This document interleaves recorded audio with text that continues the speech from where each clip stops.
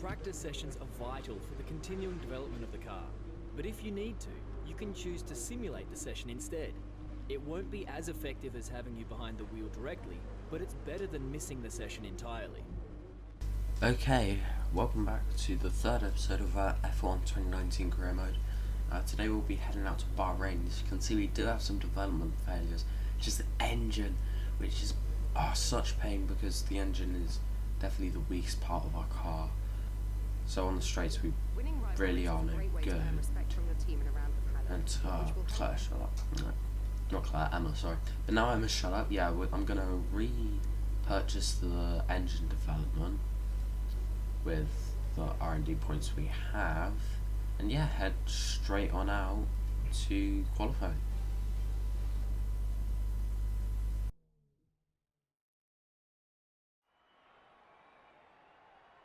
Bahrain qualifying is nearly upon us and the drivers look as if they're all geared up to go.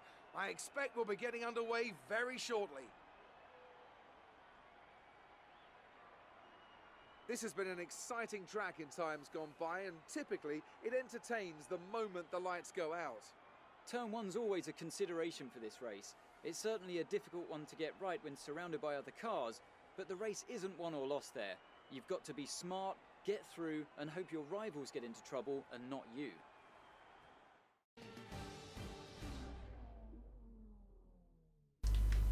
Alright, so qualifying was quite difficult for us. Yeah, as you can see, we're coming to the end of my first lap here, and I am 2.7 seconds off of Sebastian Vettel's time, so that puts us in P19.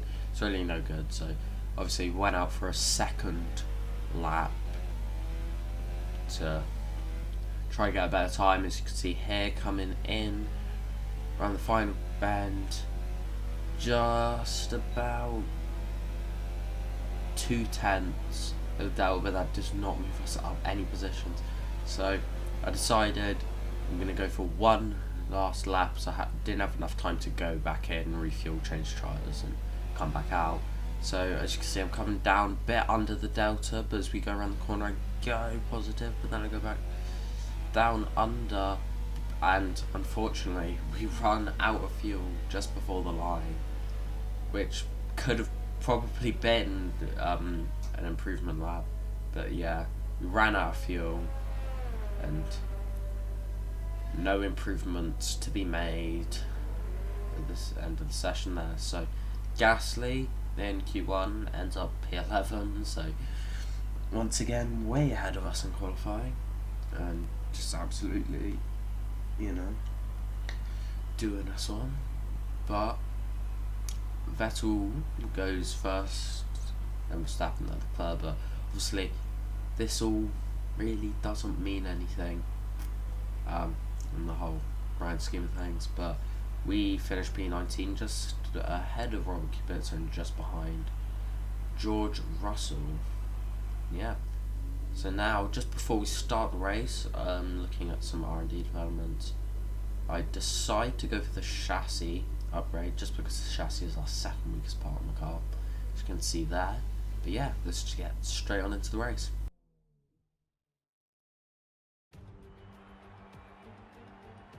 There's something in the Bahrain air tonight, and I'm not just talking about the sand.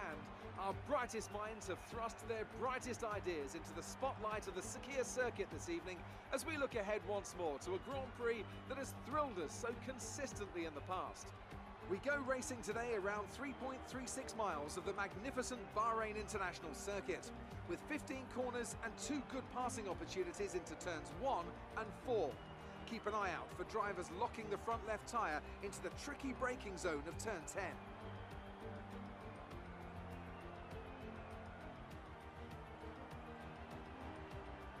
With the Grand Prix nearly upon us, Anthony Davidson is by my side once again to offer his perspective. So, let's briefly discuss Lewis Hamilton. That was a great win in the last race. Can they keep that momentum going this weekend? It's always nice to come into a Grand Prix weekend on a high, but your expectations are based much more on your practice and qualifying runs. So it's the momentum from those sessions that they'll be hoping to carry into the race today.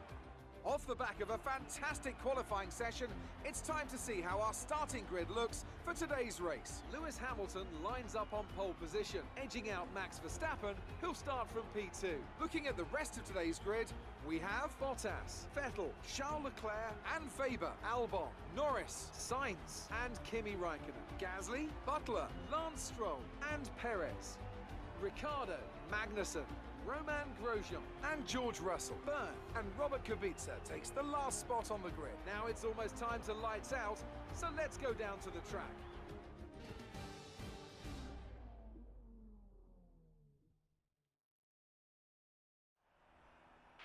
We're not starting where we wanted. We'll need to fight our way up the grid today. Yes, we will, Jeff. Yes, we will. But I'm just going for the obvious one-stop strategy. 7 laps on soft, 7 laps on mediums. But yeah, I'll see you guys at the end of this formation lap. Alright, so here we are to 5 red lights for the Bahrain Grand Prix, and we're off. And it's a decent start from us, but Russ starts to pull away, and you can see Kubica there's got a lightning start, and he's flying up.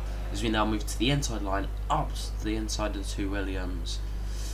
And we get a bit touchy with Kubica there as he tries to squeeze us out, but we get a great exit out of turn 2, and at turn 3 we're side by side with Kevin Magnussen as we push him to that inside, and I tried to slide up the inside of Grosjean there, but he went late on the brakes as well as we hold it around the outside of Magnussen, and we take P17 as we now come through the S's, down the hill, up the inside of Roman Grosjean and Daniel Ricciardo as we go 3 wide down the hill and back up over. Here's a replay, look at that, right up the inside, 2 positions in 1 there for us.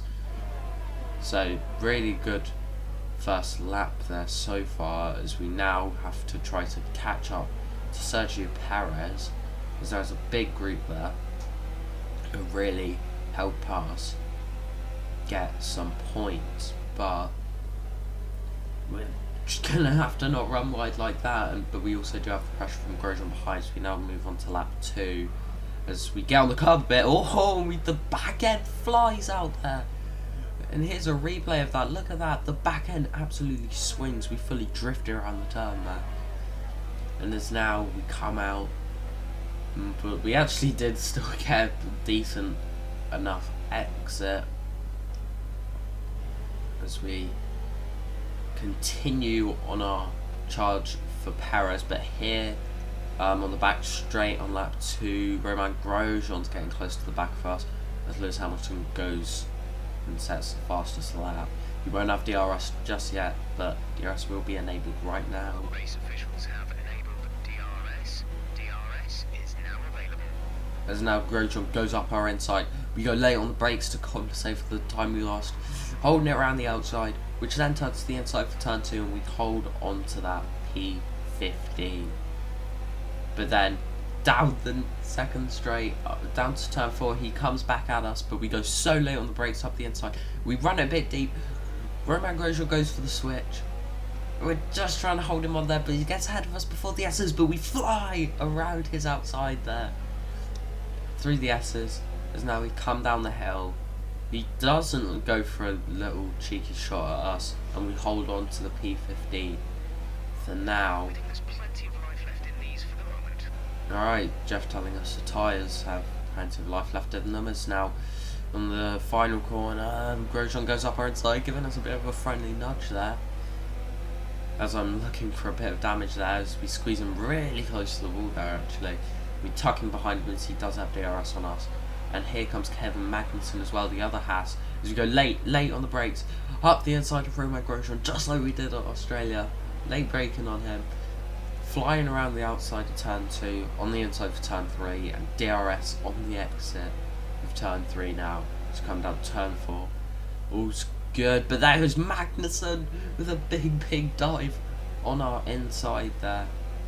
Mental that is, as we now go to the end of lap 4.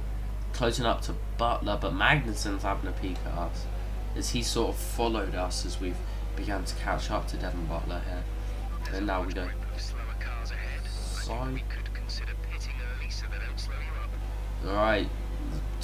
Jeff's saying the slower car's ahead of us, but whoa! You'll be on the mediums. Alright, so we make a bit of contact with Magnussen now. I thought, the reason that happens is because I thought I could turn in behind him, but I clipped him a little bit.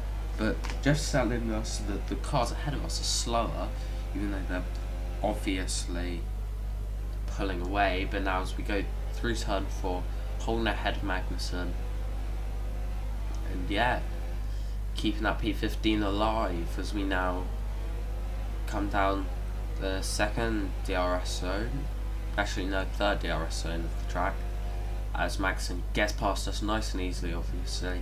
And I tried to have a little bit of a peek back at him, but alas, nothing we could do about that. But as we come to the end of lap 5 now, right on the back of Kevin Magnussen, K-Mag himself, we get DRS, and we will be pulling up as we gain, pull up to the right side. And late on the brakes. But he's trying to hold it around the outside, but we can't quite do it. And then he's coming back at us for turn 2. But he still can't quite do it. And if you're wondering why my helmet is just the standard one, it's because I was trying to change it, and then I accidentally selected the normal one, and I didn't change it back. I was just making a new helmet because I wasn't too happy with the other one. But K-Mag's up our inside for turn 4 there, as we fly around his outside like we did to his teammate on like lap 2, I think it was. And yeah, holding this P15. This seems like it means everything to us, but Grosjean and his friends have caught up to us now. It's lap 6. Jeff will be telling us it's our pit window now. To pit this lap, so push now. Yeah, pit window, but K-Mag flies past us. The Ferrari engine in that Haas is absolutely working wonders for him. We go late on the brakes and up the inside of Kevin, and he's holding that inside through turn 2. But we just get the exit out of turn 3, and I don't think he has DRS, so he's going to be defending from his teammate, as we can casually and easily, as Ricardo's having a look on K-Mag there, through turn 4 and through the S's without any worries. As now Verstappen is out of the race. But here's a replay of that. Seems there's some sort of mechanical issue, as he's slowing down and then he pulls off as teammate flies by him. So not very good for the Red Bull man there. And now it's full course safety car now, which is insane. This is obviously after the latest updates, so the safety cars are more frequent now, more likely to come out, which is a good thing, so I used to never come out. But now lap 7 is what was meant to be my pit window. Gasly's also come in, which completely caught me off guard, but I guess the team just wanted to go for the double stack. There's a lot of other teams going for the double stack under the safety car. As we go in, we're held up a little bit, but then we're let through into the pits, but then the Williams double stack in front of us. So we're now stuck, waiting for Russell to get in, and we don't actually lose any positions. We stay in P15, and at the time I didn't realise this, I was quite annoyed. But we stay in P15, so it's not that bad. It's just that I could have probably gained up to P13 if I didn't have to do this. But, you know, whatever. We've got to catch up to the safety car now and chill behind him. So by the end of lap 8, we're behind the safety car and behind Lance Stroll as we continue to try to keep the heat in these tyres. But unfortunately for Verstappen, he did have to come in, but I think that Gasly's actually in a points-paying position here, which is perfect for him, which means we could be getting some points this race if he doesn't DNF like he did last race. So now we move to lap 10, safety cars come in, you can see Stroll's really broken away with us there. That Mercedes engine would go for a big leap, trying to look around the outside, but we actually make it, and then in turn 2 we can get up the inside of Stroll. He's peeking, trying to look for a move through turn 3, but he can't quite make it. Oh, and you can see that with the proximity error, he has a little bit of a peek at us. but there's nothing he can do there. It's now lap 10, well, at start of lap 11 and end of lap 10. Butler's going past Kubica here, and now Stroll goes for a peek on us. We go up the inside of Kubica. Stroll completely chops the curb down. We get all caught up. Looking at if I'd taken any damage there, which luckily I hadn't. But, oh, that was close. Bit too close for comfort, if I do say so myself. It's now lap 11. Well, midway through lap 11. We go up the inside of Robert Kubica. Nice dive on him there. Bit aggressive, but did what had to be done. There's now another yellow flag in our zone, and it seems that is one of the racing points, which is Lance Stroll is out of the session. And oh my god, that is an engine failure and a half. Yeah, his engine fully just blew up on him there. He was going like pretty quick speed, and then it just like completely stopped on him. It's now the one, the only Carlos Sainz comes past us as we now dive back, trying to get on Grosjean as well. We couldn't quite, but we're here trying to fight with Sainz as he just managed to get past us to return to that. But we do have DRS here, but he does as well. We should be able to make a bit of a sneaky move around the outside, maybe? No, not quite. It's the penultimate lap though now, so we've dropped back down to P15, which isn't exactly what we wanted. But now on the final lap, Sainz goes for a move on Romain Grosjean. We go for another big dive on Romain Grosjean. Up the inside, nice and clean, no worries there. And I believe Sainz will not have DRS here, so we should be able to gain it in on him, but not quite enough, as he did get really good exit out of turn 3 there. So we're going to have to wait for now as we go through the S section. Coming now to the end of the race, Sebastian Vettel's won. We can't, no chance we're catching up to Sainz now. I go for one last bit of a dive, but there's nothing there. Sebastian Vettel wins Bahrain Grand Prix, and we come home for P14 if Grosjean doesn't overtake us, but good race overall. Take care of the car on the way in.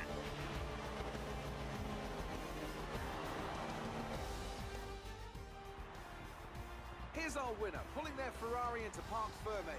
What a fantastic race it was. Anthony Davidson, how do you think they were able to set themselves apart today? Without a doubt, the safety car changed everything today. The key to their success was keeping calm and reacting to the situation quickly. We've seen teams in the past throw away wins because they were too hesitant, but here they were decisive, and that's allowed them to take the advantage. Looking at the podium, you can see that red suit familiar to fans across the globe. A world-class win for a world-class team. Ferrari do it again.